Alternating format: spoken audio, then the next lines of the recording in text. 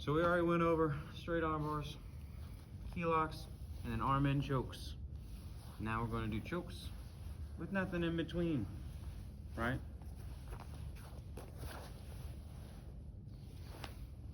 How many of these chokes exist in side control? Meh, roughly 4 that we would like successfully do.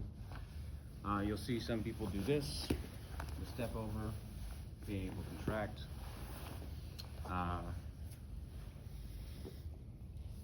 I really can't think of a lot of them off the top of my head. But we did all these from side control. What's up? Loosen on the shoulder. Yep, so.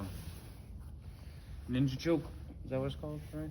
Bread cutter, paper cut. There's Yeah. so many different names for baseball all this. bat. Baseball bat. I was thinking the baseball bat when I was the only one. But for today, we're actually going to do this from the back, right? So it becomes easier to see from the back. And now up. So for me being able to choke him, there's 2 different types of chokes. We have air chokes, we have blood chokes, right? But for both of these, I have to control both sides, right? If I just press on him like this, see how his head can come back, there's no choke, right? So I have to have both sides controlled. Same thing on this. If I just press on one side, mildly uncomfortable, no choke, right? So the real danger when wearing our pajama suits, right, is the fact that we can close off both sides with one hand. Without that, even like this, when we get in, even if his chin is deep in there, for me to close this off, I have to support it. Very rarely can you take one hand and choke an individual out. Well, that changes when you can close both sides off with one hand. Does that make sense? Any questions on that so far? Cool. So, in order to disrupt that, we either have to create space by turning, which this can buy us time, right? I wouldn't say it defends us very well because our chin is still vulnerable and then they can get underneath it. And then for us to be able to open this space more, aka we do hand fighting, grip fighting, breaking the grip, anything that will get this space off of our neck. So now we're gonna swap spaces.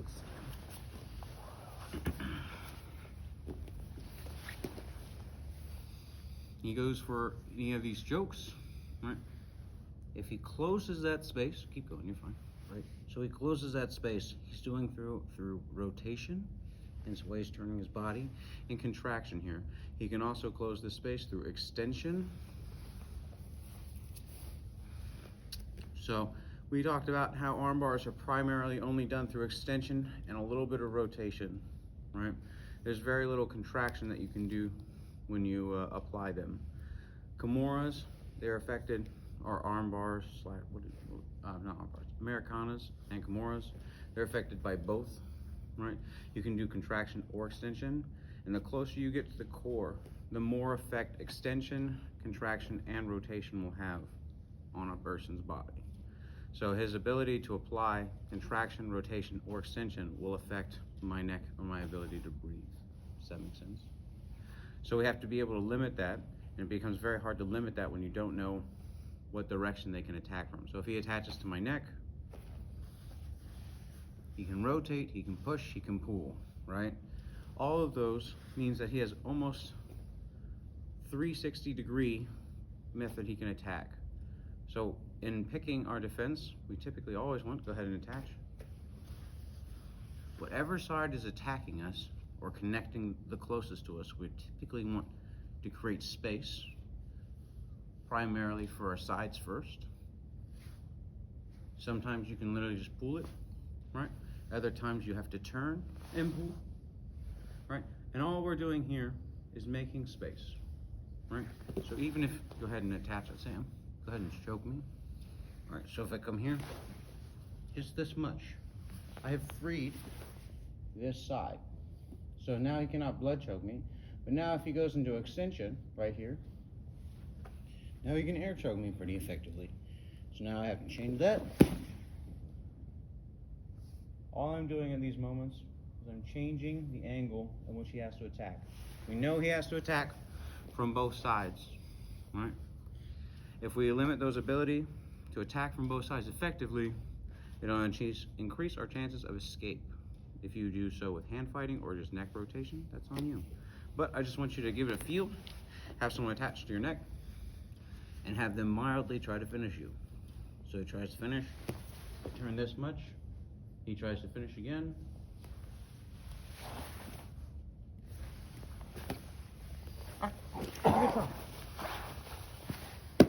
So to answer your question, go ahead and take a collar. Right. If I turn this way, I'm giving you both sides of my neck, right? And I'm also putting the very front of my neck into another choke. So I'm lessening my ability to move by turning into it versus turning away, right? So as we talked about just using rotation of our head, right? We're gonna bring other things into the fight. I can raise an elbow, I can lower an elbow, right? And all of these like hand fighting techniques, all I'm doing is I'm making space for my neck. And then once you make space for your neck, you should either look very far away, right? Or look down, right? We always call it tucking the chin. Like hide your neck, right? Shrug your shoulders, hide your neck, right? Or look very far away, like this. The problem with looking very far away is your head gets kind of stuck out there, and if they're mean, and they attach to the top of your head, you got neck cramps. So typically people will tuck their head, right? So we're here, we're gonna defend, and we tuck our head and we start to turn. Right? You can, in fact, turn in towards a collar. If you're going to turn towards a collar though, you have to have really good extension first, right? You can attach and pull, right? You see how now my chin can come into it? I again don't like this, me personally. People can get on the top of your chin and still break your chin and take your teeth with you. All right? So, your choice, you know, but you can do it. Because like sometimes you're here, they get it, and you're like, I cannot for the life of me, because they tuck their elbow really far, right? If they get their elbow super far back there and you're like, I cannot for the life of me go that direction. So you take here and go like this, right? Sometimes that's all you get, and then you're like, okay, now I can move. So yes, there are times where you have to do it. Okay. Not recommended. All right, back to what we're actually going to do now. So go ahead and take whatever choke you want. So all the chokes are going to be exactly the same. He's looking to close the space, right? I'm looking to escape it, but I'm going to start to use my body. Anytime that my arms are up, I'm not fighting. Anytime my elbows come down and attach to something, I should be able to have a relatively decent conversation with someone. My hands end up like this, right? I'm going to have a hard time defending any choke. That typically is found when people's legs start to get employed, right?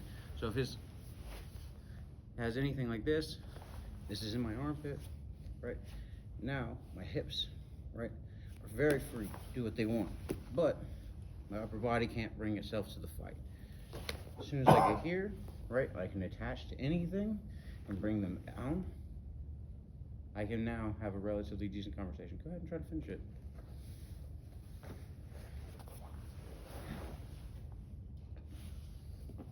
Yeah, you're fine.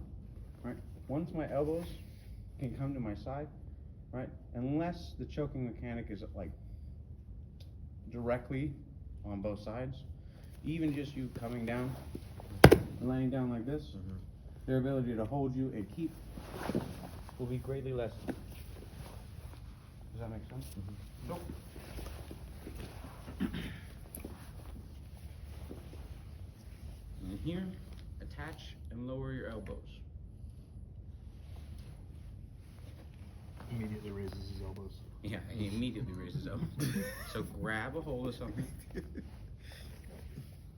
Typically, you want to grab a hold of something that's attacking you.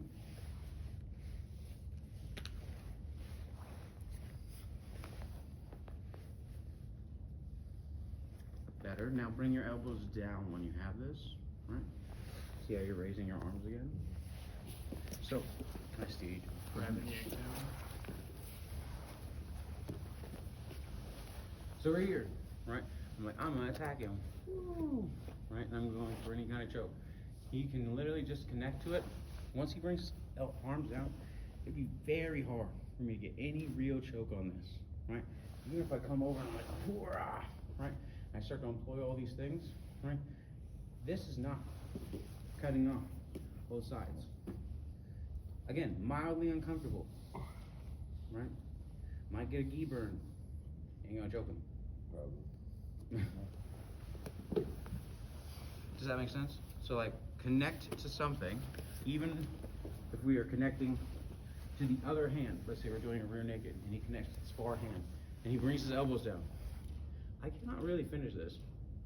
And then he starts to rotate it off. Oh, he takes it off. I could probably get a decent squeeze here. But as soon as he takes it off, doing this, it also tightens your neck up, right? So if you're like this, think how easy it is to squeeze your neck, right? With your arms like this, right? Bring your hands like this, bring them together, almost in a prayer, right? And then squeeze. And think how you can bull neck your neck. Bull neck out here. It's not strong. Bull neck on the inside, right? So it should be able to increase your ability to fight. Now, never let anyone get a hold of your neck. That's stupid. You're in a bad position, right? When the only time that we really care about, let me steal you one more time. Actually, we're gonna do this one laying in. Do I care, or does he care if I'm holding this? Right? Does he care if I'm holding this? A little more. A little more. Why? Right? Because I can choke like this.